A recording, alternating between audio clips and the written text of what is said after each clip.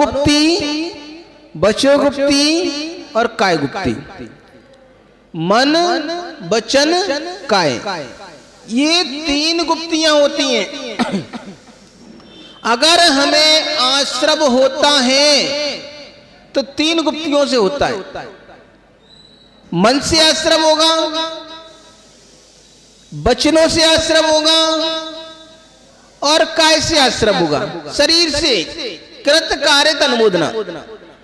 तो ये संवर के हेतु हैं। क्या है? गुप्ती होती है संवर के हेतु, शमिति होती है। सम्मति कौन सी होती है?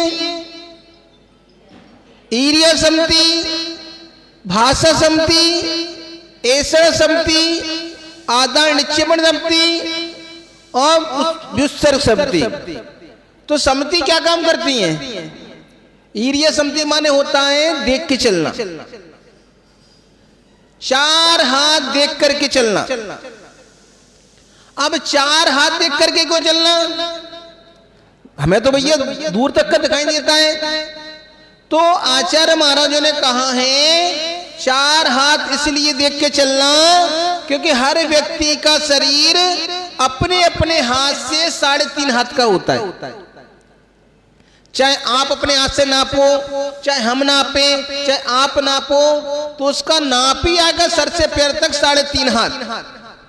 और जब हम चल रहे हो तो ठोकर लग जाए बाजी चांस, कभी कभी सीधे ऐसे गिर पड़ते हैं, तो आधा हाथ ये निकल गया। तो ऐसे करके कहा है 4 हाथ देख करके चलिए जिससे हमसे किसी भी जीव की हिंसा ना हो सके, हमारे द्वारा कोई जीव न मर सके, कोई प्रमादवश हमसे कोई जीव की हिंसा ना हो। अब प्रमाद कितने होते हैं? तो आचार्य महाराज ने कह दिया कि प्रमाद 15 होते हैं। 15 कैसे? 5 इंद्रिय, इंद्रिय जानते हो ना? स्पर्शन, रसना, घ्राण, चक्षु, कर्ण, इनसे भी प्रमाद हो सकता है। फिर कह दिया 4 कसाय, कसाय से भी प्रमाद हो सकता है। 4 बी कथा, बी कथा कौन सी होती है? स्त्री कथा, भोजन कथा, राज कथा और चोर कथा, इनसे भी बच के रहना है। इसने किसी से इसने आ गया तो इससे भी बच के रहना है। और 15वां कौन सा रह गया? एक कौन है? तो इनसे प्रमाद आना। तो यहां पर कहते हैं ईर्य सम्मति। अब दूसरी सम्मति कौन सी होती है? भाषा सम्मति। अब भाषा सम्मति कैसी? तो कहां है हित मित प्रिय वचन बोलो। कैसे बोलो? अब हम अगर तुमसे प्यार से बोलेंगे तो तुम हमारी बात को सुनोगी, और तू तड़ा के बोलेंगे तो नहीं सुनोगी, उल्टा जवाब देकर चली जाओगी। तो कहां है हित मित प्रिय वचन बोलो। भाषा पे भैया कंट्रोल करो। कोई व्यक्ति ज्यादा बोलता है, ज्यादा नरगल बोलता है, तो व्यक्ति उसकी बात को सुनते ही नहीं है, विश्वास भी नहीं करते हैं। आप लोगों ने कहानी सुनी होगी, एक गड़रिया था, जंगल में चिल्लाता था शेर आया, शेर आया, शेर आया। और उस समय सब पब्लिक भाग के आती थी, कहां है, कहां है, कहां है? अरे मैं तो देख रहा था, चेक कर रहा था, आप लोग आते हो कि नहीं आते हो।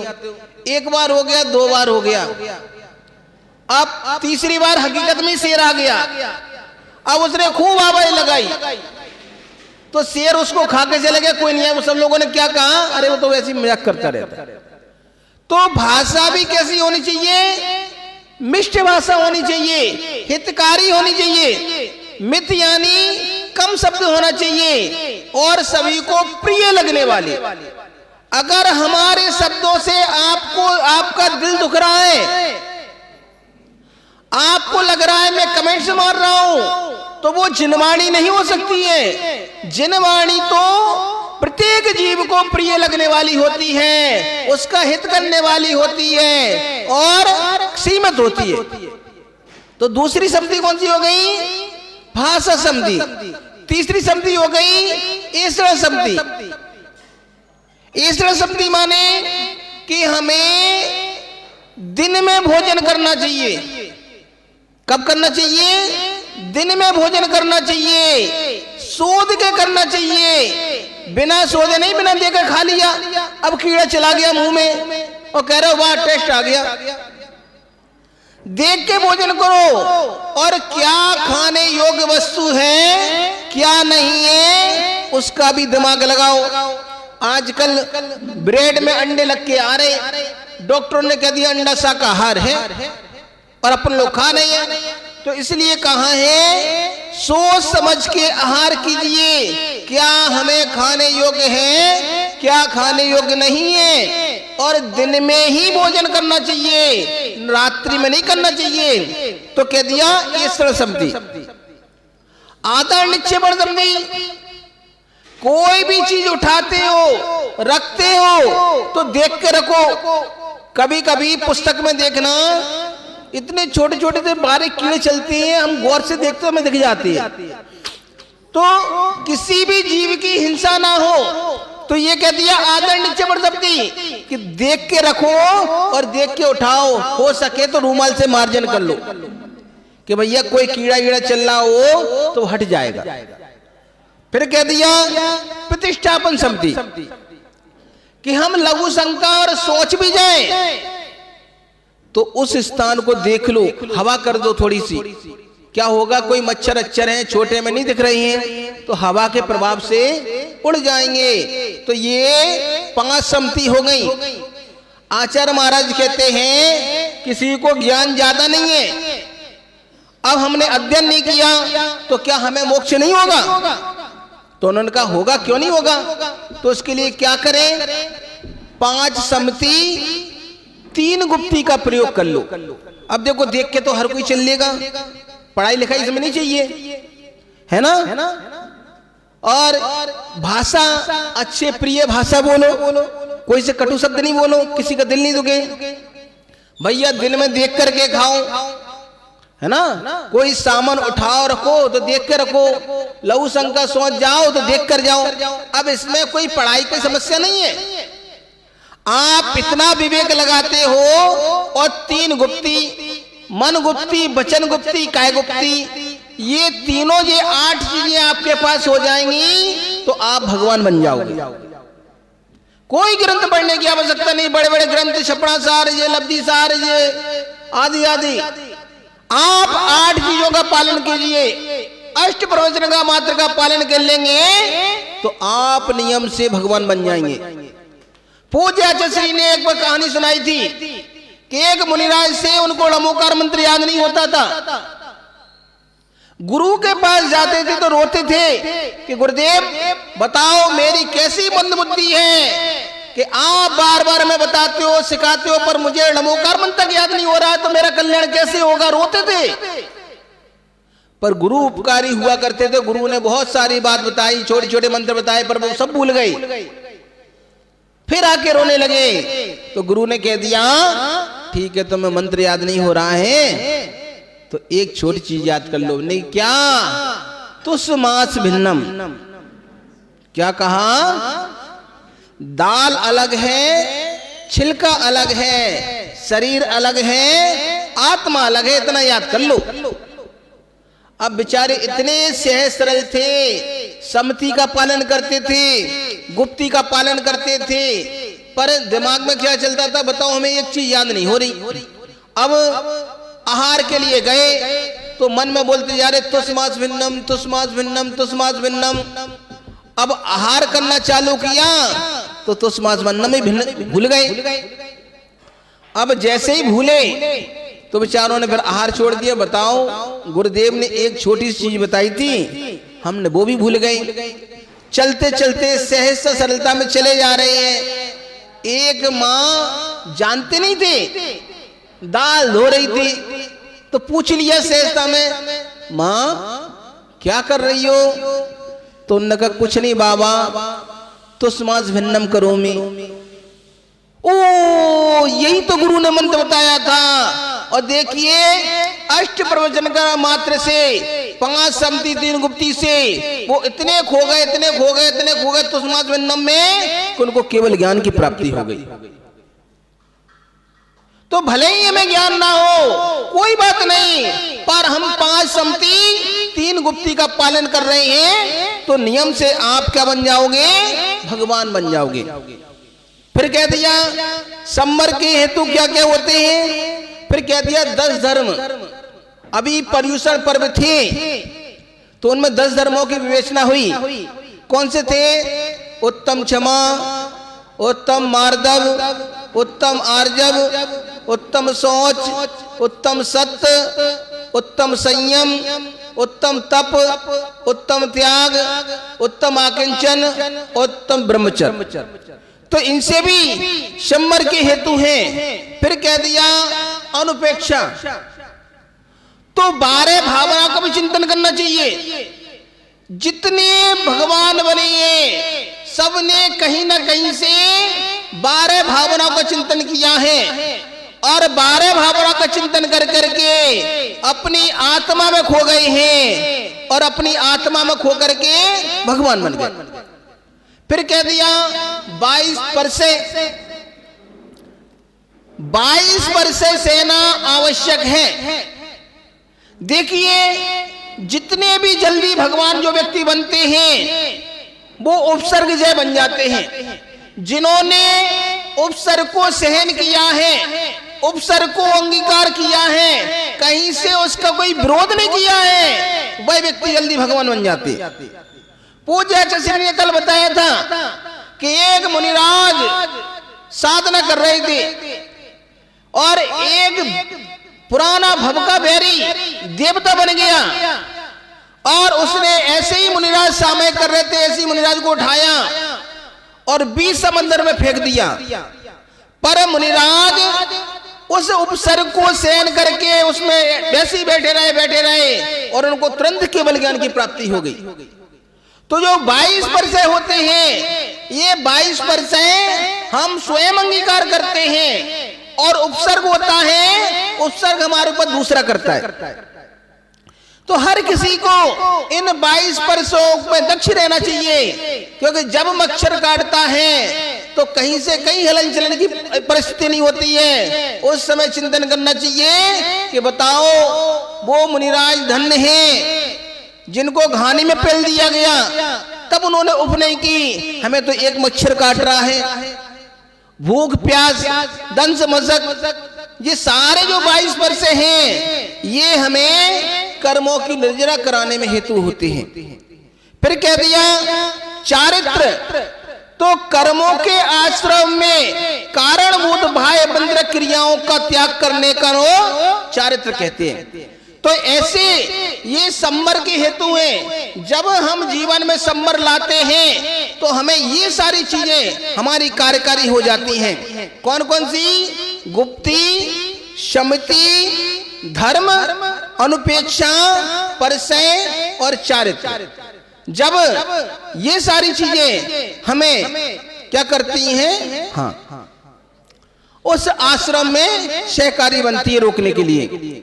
फिर कह दिया आचार्य महाराज और आगे कहते हैं कि गुप्ती का स्वरूप क्या है।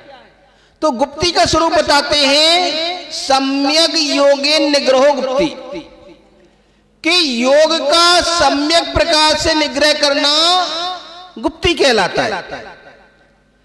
तो योग और निग्रह का लक्षण क्या है? तो कहते हैं सूत्र दे दिया, जो 6वें अध्याय का पहला सूत्र है, तो योग के लिए कह दिया काय वांग मना कर्म योगा, कि 3 गुप्ती होती हैं, मन गुप्ती, वचन गुप्ती और काय गुप्ती को क्या कहते हैं? योग कहते हैं, जो मैंने पहले बताया। फिर योग की स्वच्छंद प्रवृत्ति को रोकना, क्योंकि व्यक्ति का मन क्या होता है? भागता रहता है। वचनों में बाचालता, काय में कुछ भी करना, और इन स्वच्छंद रूप परिणामों को क्या करता है? निग्रह करना। हाँ, तुम कुछ तो करो, तो ये कहेंगे पेपर 2 पर क्या देंगे हम, भूल और जाएंगे। तो निग्रह करना, तो ये क्या है? लक्षण है, गुप्ती का स्वरूप बताते हैं। फिर कह दिया अब देखो जो हमने उसमें बताया था अभी क्या बताया था सूत्र में? गुप्ती, शमति, धर्म, अनुपेक्षा, परसय और चारित्र। अब इन सब की डिटेल में वो बताएंगे। तो कहती है समति कितनी होती है? अभी उसमें सप्ती बताई थी ना, तो हमने समति के बारे में बताया। तो कहा ईर्या, भाषेणादान, निक्षेपण, सर्गा, समतिया कि समति कितनी होती है? बोलो तो कौन कौन सी? अभी तो बताई पूरी बढ़िया। ईर्या समति, भाषा समति, ऐसरा समति, आदान निक्षेपण समति और उत्सर्ग समति। तो ये 5 समति होती हैं। फिर आगे बताते हैं 10 धर्म कौन से होते हैं, जो मैंने अभी आपको बताए। उत्तम, क्षमा, मार्दव, आर्दव, शौच, सत, संयम, तपस, त्याग, आकिंचन, ब्रह्मचर्याणि धर्म। ये 10 धर्म होते हैं, है ना। और फिर कहते हैं, आगे बताते हैं अनुपेक्षा, 12 भावनाएं। तो 12 भावनाएं कौन कौन सी होती है? तो कह दिया अनित्य, शरणम, संसारे, कत्वान्य, त्वासुच्यास्त्रव, सम्मर, नजरा, लोक, बोधि, दुर्लभ, धर्म, स्वाख्या, तत्वानुचिंतन, अनुपेक्षा। कि अनित्य भावना, अशरण भावना, संसार भावना, एकत्व भावना, असुचि भावना, आश्रय भावना, शंबर भावना, निर्जरा भावना, लोक भावना, बोधि दुर्लभ भावना, धर्म, स्वाख्या, तत्व का बार बार चिंतन करना, ये 12 भावनाएं हुआ करती हैं। और 12 भावना को ही अनुपेक्षा कहते हैं। अनुपेक्षा क्यों कहते हैं? जो अनु यानी निकट ले जाना, पेक्षा यानी उसमें पेक्ष ना करना। तो जो हमें अपनी आत्मा के निकट ले जाए उसको कहते हैं अनुप्रेक्षा। जो भगवान जितने भी हुए, तीर्थंकर हुए हैं, चाहे कोई भी भगवान हुए हैं, सभी लोग 12 भावना का चिंतन करते हैं। फिर आगे कहते हैं क्या बचा? परिचय। परिचय बताइए ना। तो कहाँ है? अगला सूत्र देते हैं क्षुत्, पिपासा, शीतोषण, दंश, मशक, नागन्यारति, स्त्रीचर्या, निष्ठा, शय्या, क्रोशबंध, याचना, लोवा, रोग, तणस्पर्श, मल सत्कार, पुष्कार, प्रज्ञा, ज्ञान, दर्शनानि। तो कहाँ है? 12 परिचय कौन से होते? क्षुधा, 22 परिचय। 22 परिचय कितने होते ना? तो उसमें नंबर पहला होता है क्षुधा। कि भैया जो ये मुनियों का वो है, ये मुनियों के लिए है 9वां अध्याय। तो कहते हैं जो मुनि निर्दोष आहार ग्रहण करता है और निर्दोष आहार नहीं मिलने पर या अल्प मात्रा में मिलने पर क्षुधा वेदना को प्राप्त नहीं होते हैं। अच्छा मिले तो ठीक है, कम मिले तो ठीक है, कहीं से कहीं तक उनके मन में विकल्प नहीं आता कि आज पेट नहीं भरा मेरा, अल्प आहार मिला है। तो ऐसे करके वेदना नहीं होती है। अकाल या आदेश में जो भिक्षा लेने की इच्छा नहीं करते हैं। कैसे? अकाल में, अकाल यानी जो अपन सामयिक का समय होता है उस समय भी आहार लेने की इच्छा नहीं करते हैं। और आदेश, अब देश के बाहर कभी कभी कोई कोई फल ऐसे होते हैं अध्यक्ष जी जिनको हम जानते नहीं है, तो वो चीज कभी नहीं लेना चाहिए। पूज्य आचार्य श्री विहर सागर महाराज जी ने बताया था, जब उनकी दीक्षा हुई थी तो उस समय वो लाल लाल क्या होते हैं, बेर जैसे नहीं, अरे जिसका जूस बनता है ना, फालसे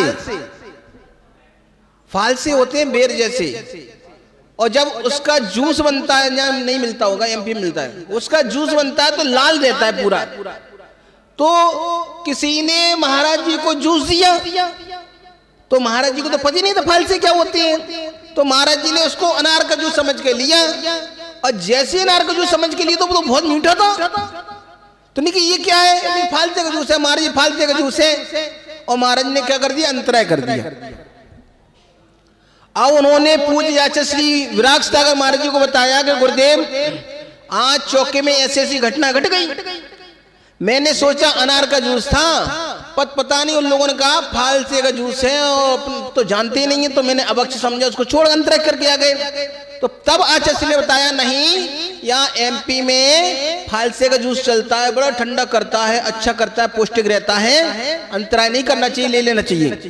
तो जिसकी जानकारी नहीं है, अगर वो हम फल ग्रहण करते हैं तो वो अभक्ष की श्रेणी में आ जाता है, इसलिए उसका त्याग करना ही चाहिए, खाना नहीं चाहिए। नहीं तो श्रावक लोग हैं, बड़ी तारीफ करते हैं सब चीजों की, महाराज जी ऐसा, महाराज जी ऐसा, महाराज ये बहुत कार्यकारी है, महाराज ये शक्ति वाला है, और अपन जानते नहीं हो, ले लो तो वो गड़बड़ी हो जाएगी। तो भिक्षा लेने की इच्छा नहीं करते हैं, जो भिक्षा लाभ की अपेक्षा उसको अलाभ को गुणकारी मानते हैं, उनका क्षुधा जन्य बाधा का चिंतन नहीं करना क्षुधा परसे कहलाता है। अब बहुत सी चीजें छूट जाती हैं, छूट जाती है ना, ये लुजी रहेगा, उसकी फिर बाद में चिंता नहीं करते ना, बोलते हैं कि भैया ये मिला ही नहीं, रखा तो था नहीं, ये क्षुधा परसे है। फिर पिपासा कहते हैं पानी को, क्या हो गया, पानी आदि पीने की इच्छा को पिपासा कहते हैं। जिस मुनि ने जल स्नान, जल अवगाहन, जल से सिंचित करने का त्याग कर दिया है, जो अति खारे, अति स्नेहगंध, अति रुक्ष, प्रकृति विरुद्ध आहार, ग्रीष्मकालीन आता, पित्त, ज्वर और अनशन आदि के कारण उत्पन्न हुई तीव्र पिपासा, गर्मी होती ना मई जून का महीना, तो भले तीव्र पिपासा प्यास का प्रतीक करने की इच्छा रहित है, खूब गर्मी पड़ रही है, गला सूख रहा है, पर कहीं से कहीं तक उनके मन में ये विचार नहीं होता कि पानी मिल जाए या पानी से हम ये कर लें।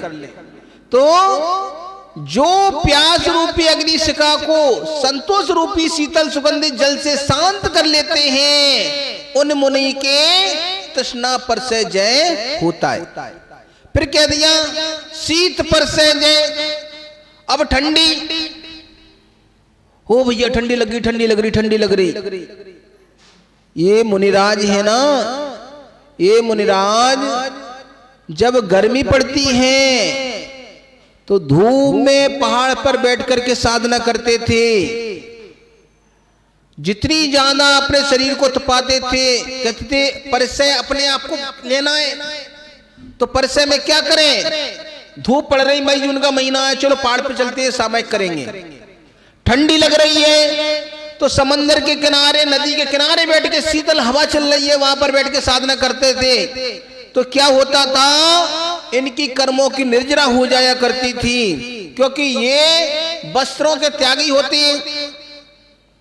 नहीं तो पता चले कोई मुनिराज हो, चद्दर ओढ़ के लेटे, तो मुनिराज नहीं, ये उनने क्या कर लिया, वस्त्र पहन लिए, तो ये लग बन गया उतनी देर के लिए। अगर कोई आर्य का माता है, साड़ी के साथ साथ कुछ कपड़ा और रख ले, तो जितनी देर तक कपड़ा रहेगा उतनी देर तक वो छुल्ल का है, आर्य का नहीं है।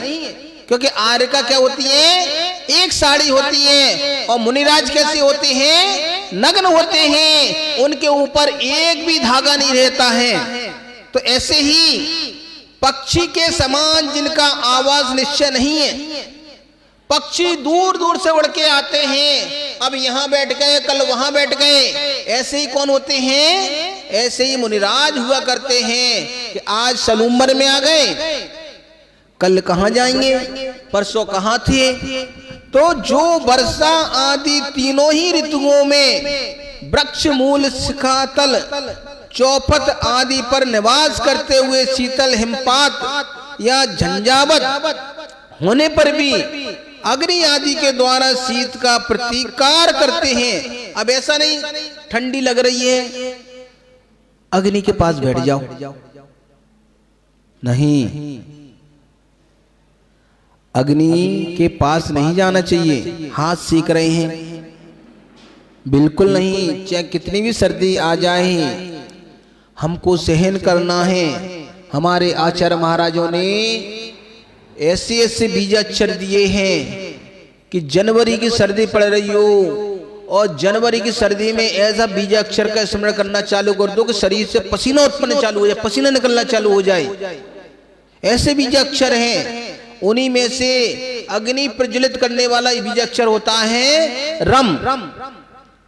कितनी भी सर्दी पड़ रही हो और अगर आप रम रम रम रम रम रम रम रम का जाप करना चालू कर दोगे तो अपने शरीर में ऊर्जा प्रकट हो जाएगी और शरीर से पसीना निकलना चालू हो जाएगा, आपको ठंडी भाग जाएगी तुरंत। तो ऐसे ऐसे बीजाक्षर आचार्य महाराज ने दिए हैं। जो साधु ये एक साधना करते थे तो इनका प्रयोग कर करके वो कठोर तपस्या किया करते थे। तो इच्छा नहीं करती है किसकी, अग्नि वगैरह की शीत दूर हो जाए, तथा पहले अनुभव किए गए शीत के प्रतिकार हेतु भूत वस्तुओं का जो स्मरण भी नहीं करते हैं। पहले हमने क्या किया, कैसे रहते थे, ठंडी लगती थी, तो ऐसा स्मरण भी नहीं करते कि भाई हम तो रजाई ओढ़ लेते थे। अरे थे, वो चला गया। आज जो ज्ञान भावना रूपी, बोली आचार्य श्री विहर सागर महाराज की, हाँ ठीक है, हाँ, ज्ञान रूपी, ज्ञान भावना रूपी गर्भगृह में निवास करते हैं, उनके शीत पर से जय होता है। फिर कह दिया